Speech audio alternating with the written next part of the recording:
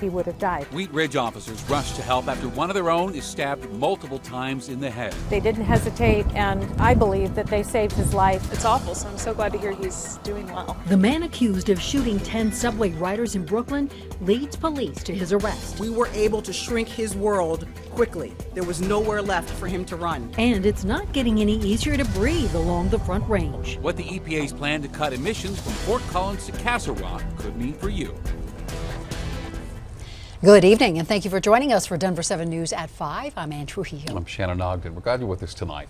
Officer Alan Fisher, a 20-year veteran with the Wheat Ridge Police Department, was stabbed multiple times in the head overnight. He was responding to a call of a crash at an RV park on West 44th, and that is where we find Denver 7's Ivan Rodriguez. Ivan and Wheat Ridge Police tell us thanks to his fellow officers, Fisher is expected to live. The Wheat Ridge Police Department tells me Officer Fisher went into surgery suffering from multiple stab wounds. He's now in the hospital recovering alongside his family and is said to be in good spirits.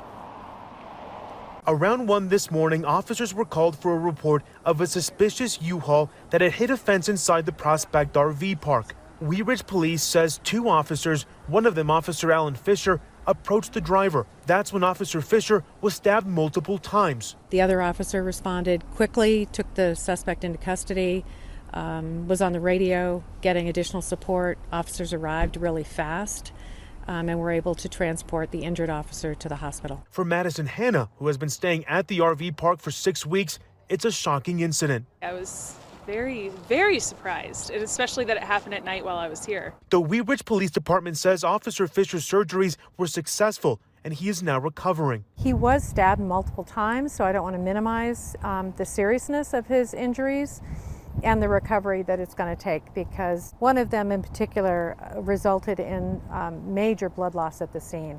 And if his fellow officers hadn't stepped in, there was a high likelihood he would have died. The police department says community outreach and support has been incredible. It absolutely impacts every single person, and it's not just the department, but the city. We're a closely knit group of people. To know when your person goes out every night, someone you care about, and then to hear this news, it must be terrible. It's awful, so I'm so glad to hear he's doing well.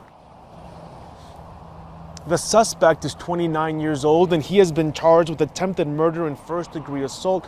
The police department also tells me they expect Officer Fisher to leave the hospital soon. Live in Wheat Ridge, Ivan Rodriguez, Denver 7. All right, Ivan, we are wishing Officer Fisher a quick recovery. Thanks for that report tonight. New York City police have now arrested the man accused of shooting 10 people in a subway yesterday in Brooklyn. All victims are expected to survive. The 62-year-old called police on himself and led officers to his location. Well, today police also confirmed he purchased the gun used legally from a firearms dealer after passing a background check. And in a series of videos posted before the shooting, he said, quote, he wanted to kill people and that there needs to be more mass shootings. The gunman's now facing multiple terror-related charges and could be sentenced to life in prison. Today, President Biden authorized an additional $800 million in weapons for Ukraine. The Pentagon says the new assistance package is tailored to the wider assault they expect Russia to launch in the eastern portion of the country. That's reflective of the kind of fighting that the Ukrainians are expecting to be faced with here in this little bit more confined geographic area. They specifically asked for fire support and specifically asked for artillery support. And this is the 7th security package the U.S. has allocated for Ukraine, bringing the total to $2.6 billion since Russia's invasion began. Now, today, Russia claimed some 1,000 troops have surrendered in the Ukrainian city of Mariupol. The city's mayor says Ukrainian troops are still fighting. Ukraine's president says some 10,000 have already died in Mariupol. A woman at Greeley's been arrested after her husband died of a suspected fentanyl overdose. Last month, the 33-year-old husband was found unresponsive by his wife, Amy Conradson. He later died. When Weld County deputies later searched the couple's home, they say they found 160 counterfeit pills containing fentanyl and heroin. Conradson now is facing distribution charges. Colorado lawmakers just finished refining a bill that aims to address the rapid rise in fentanyl deaths here in our state. Now, there's been plenty of back and forth on amendments to this bill from both Democrats and Republicans, with last night's debate going well past midnight. Here now with the very latest at the Capitol is Denver 7's MEGHAN Lopez. And Megan, even the Speaker of the House says this bill, its amendments, just will not make everyone happy. That's right, and he said that in his closing remarks that he gave just a couple of minutes ago. And really what he said is it's going to take federal legislation, really, in order to address this properly, in order to really get people on board. He said it's just not going to please everybody, really, no matter what they do here at the state. So they're admitting that right off the bat. Now, last night's testimony, as you alluded to, lasted until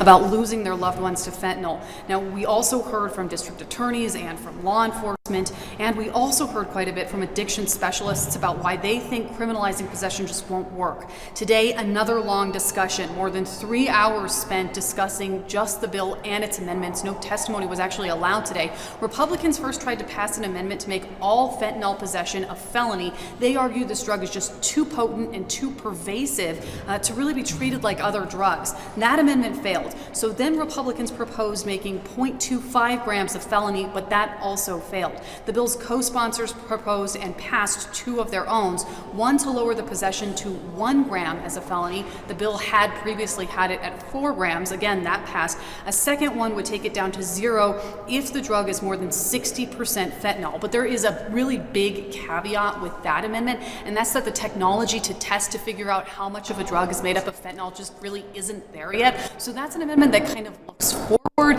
to when the technology does get there, but it doesn't address it right now. There was a couple other amendments that were proposed, one dealing with sealing records after 2 years, another one that dealt with allowing people who are convicted of this felony possession of fentanyl to be able to vote. Both of those passed, but we're expecting a lot more amendments to come as this bill moves out of the House floor. We're also waiting to find out exactly when this bill is going to pass. It's still in final comments right now. So again, guys, a very lengthy, a very consequential discussion, but both sides really say that there's nothing that they can't do. They have to do something this session because this issue is too deadly. Yeah, fentanyl is a problem in our state right now. Megan, thank you. Boulder County has completed its assessment of the soil in areas burned by the Marshall Fire.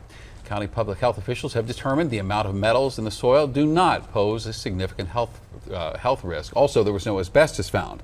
So these results will now be used to create an updated cleanup guide for victims. As wildfire season stays year-round here in Colorado, it's also hurting our air quality along the Front Range. Just last year, the northern Front Range set a record for the most ozone action alert days. For more than 50 days, the air quality hit dangerous levels from Fort Collins to Castle Rock. And now the Environmental Protection Agency is hoping to make improvements to our air by labeling the northern Front Range as a severe violator of federal ozone standards. So here to explain what that means and how leaders plan to do it, Denver 7's Jason Grinauer. The EPA wants to downgrade 9 Front Range counties from Castle Rock to Fort Collins from a serious to a severe air quality violator. Now, if that downgrade is approved, that would require officials to cut air pollution.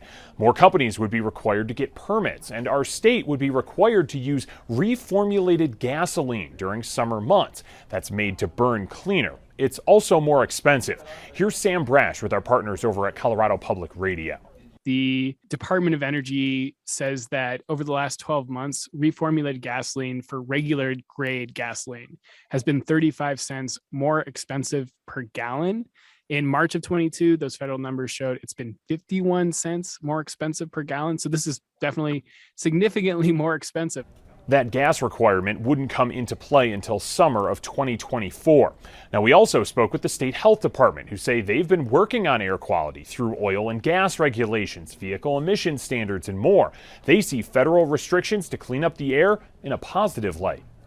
We do think this is a good thing. I mean, this increases the amount of regulations on industry that help reduce ozone, which can cause asthma flare-ups and exacerbate emphysema, make people more susceptible to illness. And so improving air quality through this measure, we think is a really good thing.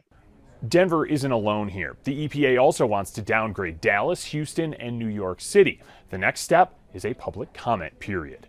In the newsroom, I'm Jason Grinauer, Denver 7. All right, thank you, Jason. The American Lung Association also tracks the most polluted cities, and Denver is ranked as the 8th highest city for the number of high ozone days, and that is out of more than 200 cities. So tonight we are going deeper on how these high ozone days can impact your health and how the EPA is stepping in and how that can all help. And you can watch that story tonight on Denver 7 News at 6. We have to work. We have to do something, we have to help them. A group of Coloradans trying to send a large donation of medical supplies to Ukraine, but they need some help getting it there. We're 100% trying to help people out.